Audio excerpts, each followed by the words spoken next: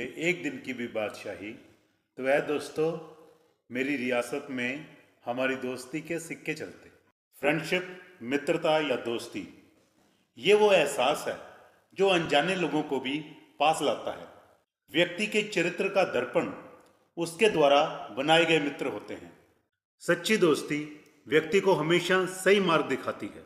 परिवार के बाद दोस्त व्यक्ति की दूसरी प्राथमिकता होते हैं, और अगर मित्र हमसे किसी बात पर रूठ जाए तो गजब ही हो जाता है। इसी बात को लेकर रहीम जी ने एक दोहे में कहा है, टूटे सजन मनाइए जो टूटे सौ बार, रहीमन फिर पोइए टूटे मुक्ताहार। यानी कि सच्चे मित्र अगर हमसे रूठ जाएं, हमें उन्हें मना लेना चाहिए। जिस प्रकार एक मोतियों की माला जब टूटकर बिखर जाती है तो हम सभी मोतियों को इकट्ठा करके दोबारा पिरो लेते हैं, क्योंकि वो मूल्यवान होते हैं। इसी तरह से सच्चे मित्र भी मूल्यवान होते हैं। अगर वो हमसे किसी बात पर रूठ जाएं, हमें उनको मना लेना चाहिए, हमें उनको खोना नहीं चाहिए। दोस्ती दुनिया का सबसे खूबसूरत रिश्ता होता है। ये वो रिश्ता होता है जिसे कि बिना स्वार्थ के निभाया जाता है।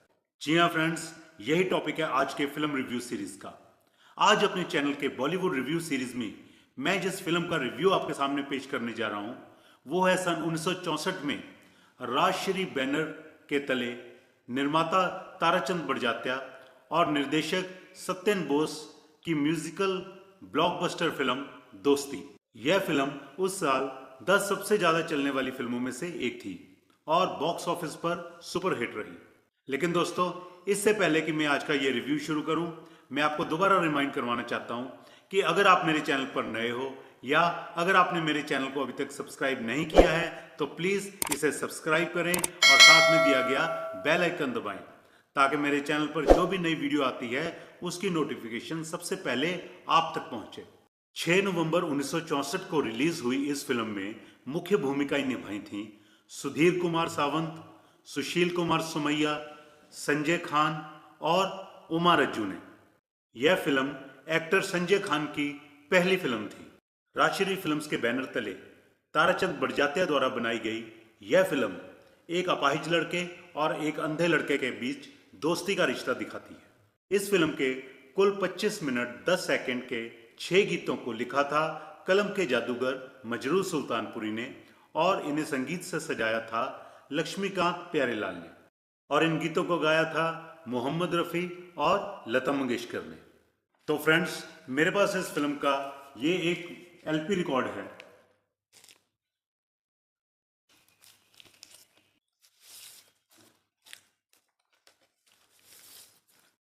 तो फ्रेंड्स, ये वो एलपी रिकॉर्ड है और इसे ओडियन कंपनी ने रिलीज किया था।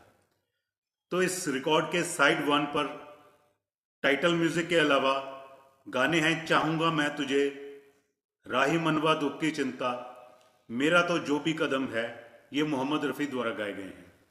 और साइड 2 पर जाने वालो जरा मोहम्मद रफ़ी द्वारा, गुड़िया कब तक ना हंसोगी लता मंगेशकर द्वारा गाया गया है, और मेरी दोस्ती मेरा प्यार मोहम्मद रफ़ी द्वारा गाया गया है।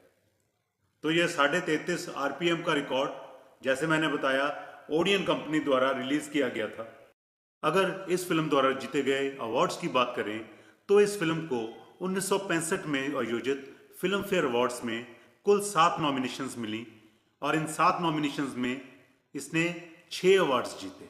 Film fair best film award मिला निर्माता ताराचंद बड़जात्या को।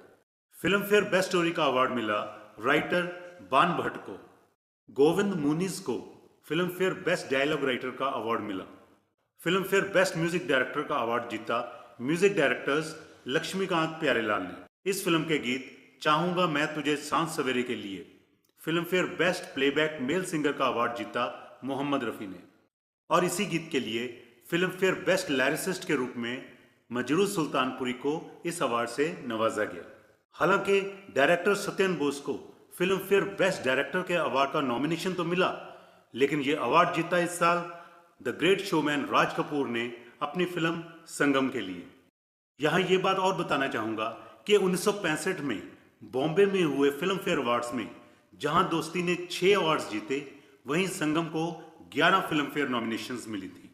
इस फिल्म को 1965 में हुए मॉस्को इंटरनेशनल फेस्टिवल में ऑफिशियल इंडियन एंट्री के रूप में प्रदर्शित किया गया था। इस फिल्म के गीत इतने लोकप्रिय हुए कि आने वाले सालों में कई फिल्मों में इन गीतों का जिक्र किया गया।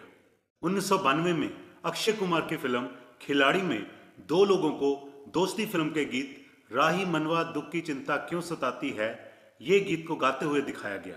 1966 में शशि कपूर, किशोर कुमार, ओम प्रकाश और महमूद की फिल्म प्यार किए जामे महमूद को इस फिल्म के गीत कोई जब राह ना पाए मेरे संग आए, ये गीत गाते हुए दिखाया गया। और तो और दोस्तों, इस फिल्म के गीत चाहूंगा मैं तुझे सांझ सवेरे को 1987 में आई फिल्म मिस्टर इंडिया के गीत ना मांगू सोना चांदी में एक पैरोडी के रूप में रखा गया है। इस फिल्म के एक्टर सुधीर कुमार सावंत के बारे में सोशल मीडिया पर एक अफवाह फैली थी कि उनका मर्डर हो गया है।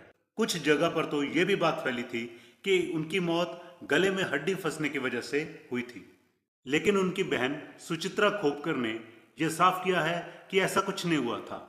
सुधीर कुमार की मौत सन 1993 में कैंसर के कारण हुई थी, जबकि सुशील कुमार ने 1967 में तकदीर फिल्म में काम करने के बाद फिल्में छोड़ दी थी और एयर इंडिया में नौकरी कर ली थी। इस फिल्म की लोकप्रियता के बारे में एक और किस्सा मशहूर है।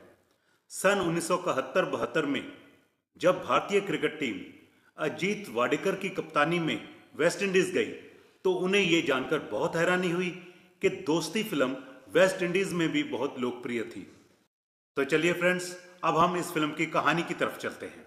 रामनाथ गुप्ता उर्फ रामू यानी कि सुशील कुमार के पिता एक फैक्ट्री दुर्घटना में मारे जाते हैं, लेकिन फैक्ट्री के मालिक उनकी मौत का हर्जाना देने से मना कर देते हैं। रामू की मां इस बात को बर्दाश्त नहीं कर सकती और नतीजन वो भी दम तोड़ देती है।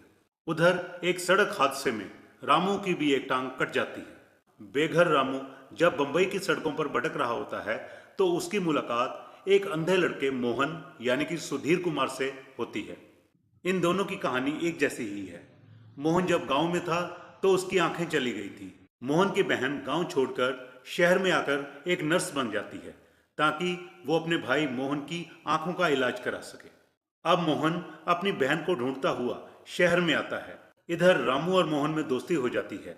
वो दोनों गलियों में गाकर अपना पेट भरते हैं। एक दिन इन दोनों दोस्तों की मुलाकात एक अमीर घर की छोटी लड़की मंजुला उर्फ मंजू से होती है। मंजुला बीमार रहती है और उसके परिवार को उसकी देखभाल के लिए एक नर्स की जरूरत होती है। डॉक्टर मीना को मंजुला के घर ले आते हैं। मीना असल में मोहन की बहन है जो कि गांव छोड़कर शहर में आकर नर्स बन गई थी। इधर रामू आगे पढ़ना चाहता है। उसे स्कूल में एडमिशन के लिए 60 रुपयों की जरूरत होती है। वो ये पैसे मांगने मंजुला के घर जाते हैं, लेकिन मंजुला का भाई अशोक यानी कि संजय खान उन्हें 5 रुपए देता है और उन्हें ताकीद करता है कि वो आइंदा वहां ना आए। मोहन को यह अपमान गवारा नहीं होता। वो बाकी की रकम गलियों में गा गा कर इकट्ठी कर लेता है। अब दोनों दोस्त एक झोपड़पट्टी में एक खोली किराए पर ले लेते हैं और वहां रहने लगते हैं। यहाँ उनकी पड़ोसन लीला मिश्रा उन्हें अपने बच्चों की जैसे प्यार करती है। अब रामू स्कूल में एडमिशन करवाने जाता है, लेकिन स्कूल के हेडमास्टर यानी कि अभि भट्टाचार्य ये कहकर रामू को मना कर देते हैं कि रामू की जिम्मेवारी लेने वाला कोई तो होना चाहिए। क्योंकि उसके पास जिम्मेवारी लेने वाला कोई नहीं है तो वो कहते हैं कि कानूनन तुम्हें स्कूल में दाखिला नहीं दिया जा सकता। उसी टाइम स्कूल के एक टीचर यानी कि नाना पालसेकर आते हैं और वो रामू की जिम्मेवारी ले लेते हैं। वो रामू को कहते हैं कि अब वो झोपड़पट्टी को छोड़कर उनके घर आकर रहे और वहीं पढ़ाई करे, लेकिन रामू अपने प्यारे दोस्त मोहन को छोड़ना नहीं चाहता। एक दिन सड़क पर जाते हुए मोहन को सुनाई देता है कि कोई उसकी बहन मीना को पुकार रहा है। मोहन को एकदम से अपनी बहन दिखाई देती है, लेकिन जब वो मीना से मिलने मीना के पास जाता है तो मीना, जो कि उस समय संजय खान यानी कि अशोक के साथ होती है, उसे पहचानने से इनकार कर देती है क्योंकि अपने भाई को एक भिखारी के रूप में देकर उसको शर्मिंदगी महसूस होती है। लेकिन बाद में मीना अशोक को सब सच बता देती है। इधर मंजू की भी डेथ हो जाती है। एक दिन झोपड़पट्टी में हुई लड़ाई में पुलिस रामू को हिरासत में ले लेती है। शर्मा जी उसकी जमानत करवाते हैं, लेकिन उसको ये कह देते हैं कि अब वो उसे झोपड़पट्टी में रहने नहीं देंगे। रामू मान जाता है और शर्मा जी के घर रहने के लिए चला जाता है। इसी बीच शर्मा जी की भी डेथ हो जाती है। अब रामू के पास फीस भरने के लिए पैसे नहीं होते। जब मोहन को इस बात का पता चलता है तो वो बीमार होने के बावजूद भी गलियों में गाकर अपने दोस्त रामू की फीस के लिए पैसा इकट्ठा कर लेता है और बिना किसी को बताए रामू के स्कूल जाता है और उसकी फीस वहां जमा कर देता है। मोहन बीमार पड़ जाता है और उसे हॉस्पिटल में दाखिल करवाना पड़ता है। मीना, जो कि इसी अस्पताल में एक नर्स है, वो बिना बताए उसकी देखभाल करती है। रामू इम्तिहान में फर्स्ट आता है, लेकिन जब उससे फीस के बारे की सच्चाई पता लगती है तो वह अपने दोस्त मोहन को मिलने हॉस्पिटल में जाता है और यहाँ सारी गलतफहमियां दूर हो जाती हैं और बिछड़े हुए दोस्त वापस मिल जाते हैं। तो फ्रेंड्स, कैसा लगा आपको मेरा ये रिव्यू? अगर आपको मेरा ये रिव्यू पसंद आया हो तो प्लीज़ इसे लाइक करें और अपने सभी ग्रुप्स में इसको शेयर भी करें। तो फ्रेंड्स, चलते चलते मैं दोबारा से आपको रिमाइंड करवाना चाहता हूं कि अगर आप मेरे चैनल पर नए हो या अगर आपने मेरे चैनल को अभी तक सब्सक्राइब नहीं किया है तो प्लीज़ इसे सब्सक्राइब करें और साथ में दिया गया बेल आइकन जरूर क्लिक करें ताकि मेरे चैनल पर जो भी नई वीडियो आती है उसकी नोटिफिकेशन सबसे पहले आप तक पहुंचे। तो फ्रेंड्स, आज के वीडियो में इतना ही। बहुत जल्द मिलते हैं एक और नई वीडियो के साथ। तब तक के लिए धन्यवाद।